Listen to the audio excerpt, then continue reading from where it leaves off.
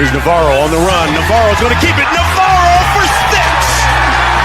Touchdown, Bobcat. I feel I had a hard time staying in my own lane. Oh my goodness! Red Murdoch, pick 6. Harvath inside the 30, the 20.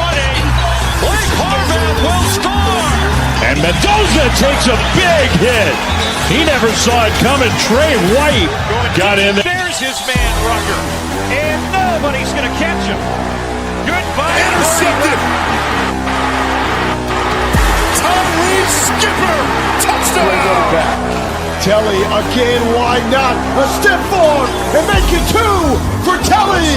Quarterback keeper showing off the speed, steps on the gas, untouched. The G5 Hive. All G5, all the time. Welcome to the G5 Hive, where we bring you the G5 college football coverage you love each and every week. I am Luke, and I'm joined by my co-host, Justice. If you're watching us on YouTube, please hit that like and subscribe button. And if you're watching us X, please give us a follow, a like, and a retweet. And if you're listening to us in podcast form, please rate and review. Our website's live. We've gotten great feedback, lots of positive feedback. Folks love it. So if you are a college fantasy football player, definitely encourage you to go check out our website. We have more data than you can imagine, both offense and defense. We have tools for offense. We have tools for folks that play college IDP. We have stuff that doesn't exist anywhere else. So subscribe now while you can, and use a discount code. It's tagged on his what's pinned. It's pinned on our X account where you can subscribe now, and that's going to be good for all the way until November of 2026. That code's not going to last forever, so encourage folks to do it now and get your subscription already. Go ahead and get it for 2026. Enough of that. I do want to mention one thing that's new to the site that I have really enjoyed. It's been like the fantasy points for the wide receivers, because you can break it down to out wide versus the slot and figure out what teams aren't doing well against the slot versus the outside. So you can kind of like figure out if you're between a couple of players, you're like, okay, the odds are this is probably the play. That's probably been one of the coolest things. Yep. The fantasy points against, right? Where you can look and see who's given up the most fantasy points to quarterbacks, tight ends. And then if you play IDP, the same thing. Who's given up the most fantasy points to defensive line? We also have tackles for the defensive side. Who's given up the most tackles to linebackers, etc. Tools that don't exist anywhere else. So, go ahead and sign up now and save yourself some money for next year. Let's move on over to our Mountain West Conference games, our Week 10 review. Note, our Air Force was covered in the American Week 10 preview for their matchup with Army. So let's move on over to New Mexico at UNLV. 45 points were scored in the second quarter of this one. UNLV had 4 turnovers in the first half, 1 turnover on downs and 2 fumbles, and that equaled 14 points for New Mexico. It was 31-21 at the half in favor of New Mexico. UNLV would score a touchdown with 6:18 left to go in the game to go up 35-34. The following drive, the Lobos would have 3 big chunk plays, and they would score a touchdown on J.D. Buchanan from 13 yards out. They would go for 2, but were unable to convert. So it's 40-35 in favor of the Lobos with 2:54 left. And that would be your final score as UNLV gets knocked off at home. Fresno State at Boise State. This game was rough to watch, and I'll tell you why. Maddox Madsen helped off the field, took a cart back to the locker room. He could barely put any weight on his right foot. Max Cutforth would step in, and he would have 106 yards passing on the day. Fresno State, if you don't remember, they made a switch at quarterback. Carson Conklin, he only had 35 yards passing on the day. It was this Boise State defense that played, or it was the Fresno State defense that played well. Boise State had -8 total yards in the first quarter. The coaches talk about that 8 minutes, the middle 4 minutes at the end of the first half, and the first 4 minutes of the start of the second half. How did Boise State do? Well, they had 3 turnovers and 6 snaps. They had 2 interceptions and a fumble that led to 10 points for Fresno State. A field goal broke the tie, and a touchdown put them up 17-7. 5 possessions, 16 yards for Boise State at one point. It's 17-7 with 7:26 left in the third. Fresno State would tack on 13 more to win 30-7 on the Smurf turf. Fresno State wins the milk can and snap Boise State's 16 home game winning streak. Wyoming at San Diego State. Wyoming would score on their opening drive to go up 7 early. However, Anderson would throw a touchdown late throw an interception late in the first quarter. San Diego State offense wasted no time as Jalen Denegal found Byron Cardwell on a tunnel screen for a 24-yard touchdown. Had him out there wide as a wide receiver. Byron Cardwell running back, and then kind of went in and then back out. It was good looking play. In the second quarter, Anderson would throw another interception, and San Diego State would turn that into 3 points. They're up 10-7, and then kind of a wild 5 series to end the half. San Diego State would throw an interception. Wyoming misses the field goal. San Diego State would score a touchdown, and then both teams throw an interception to end the half. San Diego State leads 17-7 at the half. Not much happens in the second half. The highlight was a 50-yard Lucky Sutton touchdown run to increase the Aztecs' lead with 2:55 left in the game. San Diego State wins 24-7. And then the nightcap for our Saturday night, Hawaii at San Jose State. If you were here for the points, you got them. Yes. However, originally not kind of the way you would expect it. The first 28 points scored in this game were on the ground. San Jose State running back Steve Chavez Soto had 43 of his 53 yards and 2 of his 3 touchdowns in the first half. But with about 5 or 6 minutes left to go in the first half, the passing game would pick up. And that's kind of what you thought you were going to see all game. Both teams combined for over 1,000 yards in total offense. More than 80 points were scored in this game. Pofili Ashlocks, Jackson Harris for Hawaii, Danny Scudero, Leland Smith, and Kyrie Scholes for San Jose State, all over 100 yards receiving. Harris and Scudero each had 2 touchdowns. I'll pick things up here at the end of the third as San Jose State is up 38-21. Mike Alajado's 45-yard pass to Braden White and 11-yard pass to Pofili Ashlock set up Landon Sims for a 2-yard touchdown run to cut the lead to 10. San Jose State would go up 3 and out, punting it back to Hawaii, and they would take over on their own 27.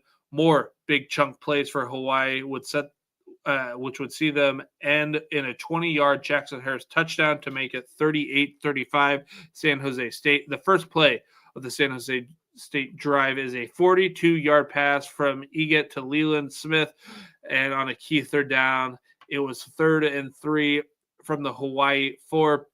Eget finds Scudero for exactly 3 yards, and then freshman sensation Steve Chavez Soto would punch it in from a yard out to put San Jose State up 10 with 5:37 left. Hawaii would then drive down the field, but would have to settle for a field goal inside the Spartans' 10-yard line.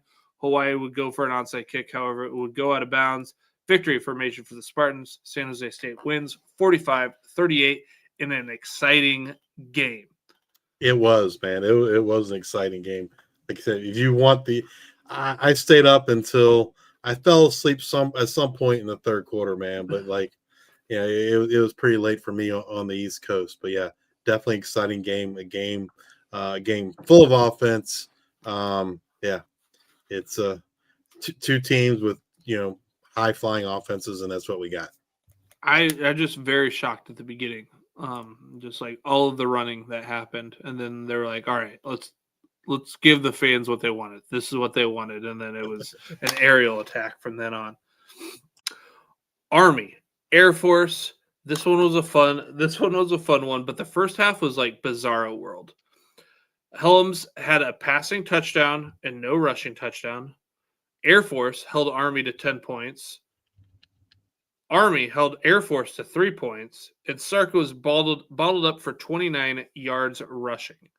In the second half, Air Force with the ball to start the second half, they ate up a bunch of time, but you could just feel that they needed a touchdown on this drive. You can't settle for 3 here. And Fortner made a huge tackle to force a 3rd and 7 from the Army 18. Next play would be an interception. Not only do they not get the 3, they don't get any points.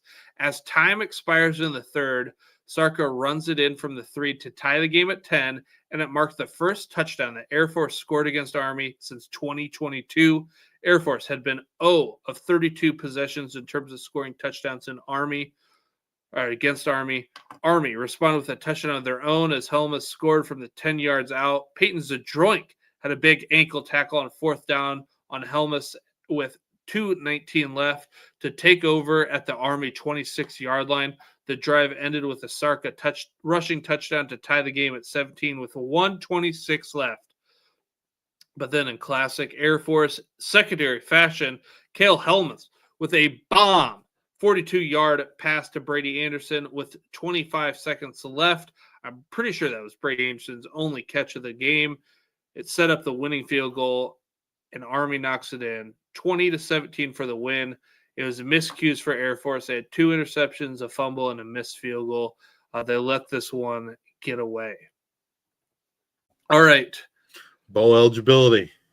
Bowl eligibility. We have a couple teams that get added to this. Fresno State and New Mexico are added with their wins. So now the Mountain West is up to 6 teams, which ties the American for most bowl eligible teams. So we've got Boise State, New Mexico, Hawaii, Fresno State, UNLV, and San Diego State. Now, our Week 11 preview, we have all Saturday games here. We've got Air Force at San Jose State, 6 p.m. Eastern kickoff. San Jose State favored by 3.5 points. Over-under set at 66.5. Give me San Jose State and the points. Yeah, I agree with you. San Jose State offense should have another field day. I mean, both teams should have a field day. I think neither defense has played especially well. Look for Liam Sarka to have a good, a big day for Air Force. But I just think that that San Jose State offense is going to be too much for the Falcons. Scudero, Kyrie Scholes, Leland Smith, the 1-2 punch of Steven Chavez Soto and Lamar Radcliffe. It's just going to be too much for the Falcons. Give me San Jose State laying the 3.5 points. All right, Nevada at Utah State, 7:30 p.m. Eastern kickoff. Utah State favored by 9.5 points. Over under set at 53.5. I'm taking Utah State. I'm laying the points with Utah State. I feel like 9.5 is actually kind of a low number. Like, I don't know. I was gonna say it might be a little bit high. Nevada really? defense isn't terrible. The issue is their offense. Yeah, it's their offense, but that Utah State defense has been playing pretty well as of late. Which Bryson Barnes are we going to get? Yeah, that's. I guess that's probably the key. But I think as long as he's able to get the ball out of his hands pretty quick, got a really good defensive end. I'm trying to remember his name. Dylan LaBarbera. Yeah, Yeah. He's exciting. He's a beast, man. Like, if for no other reason to watch this game, watch it for edge. Dylan LaBarbera. I feel fairly confident saying he's not going to be at Nevada next year. Some P4 is going to offer Dylan a lot of money, and he's going to move up. So yeah, Brett's asking, is Bryson Barnes still hurt? I haven't heard anything about him being hurt. As far as I know, I expect him to go in the game. He just hasn't been very effective lately.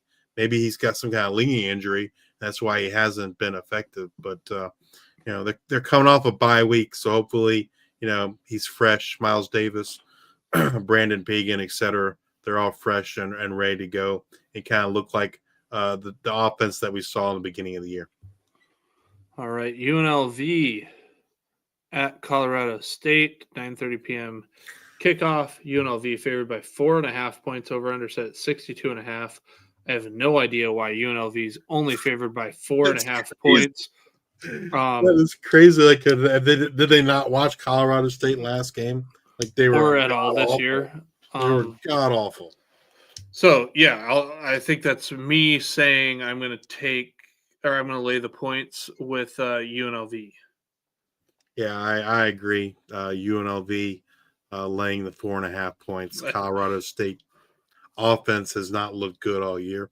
They just can't seem to. What's that? Yeah, I don't know what I'm missing. I don't know either. The Colorado State offense has not been good. The defense hadn't been like terrible, but the offense has been. There's just like no identity.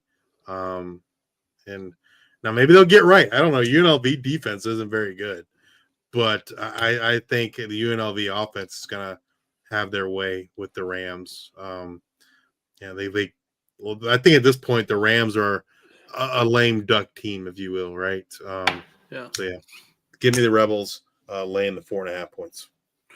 All right, and then in probably the exciting game of the week for the conference is San Diego State at Hawaii, which I think is key. 11 p.m. Eastern kickoff. San Diego State favored on the road by 6.5 points. Over under set at 50.5 points. I do like San Diego State to win this.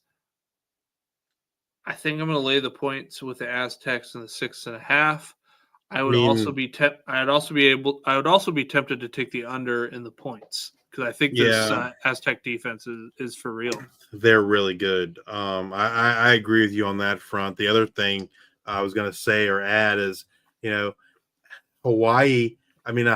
Diego State, has only got a 1-game lead up on Boise in terms of the Mountain West Conference. But as we said, Boise's on a downward trend, especially without MACtion. And so, they win this game, man. Like it seems like it would lock them in for a spot in that Mountain West championship game. Conversely, on the flip side, Hawaii needs this win to kind of set themselves up for potentially making that Mountain West championship game.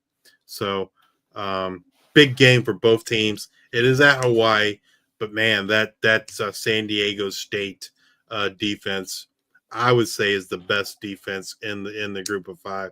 They got Trey White, another great edge. Hasn't played as well as he did a year ago, but he's been coming on strong as of late.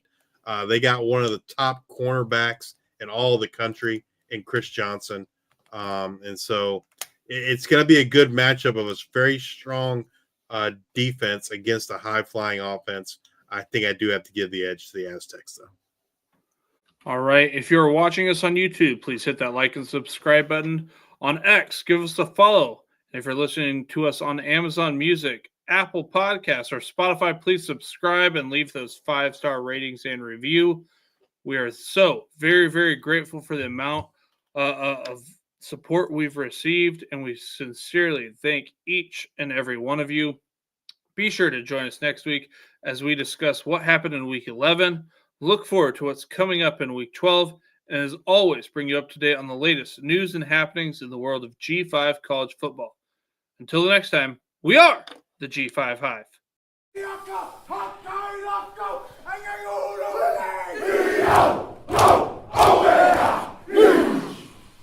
First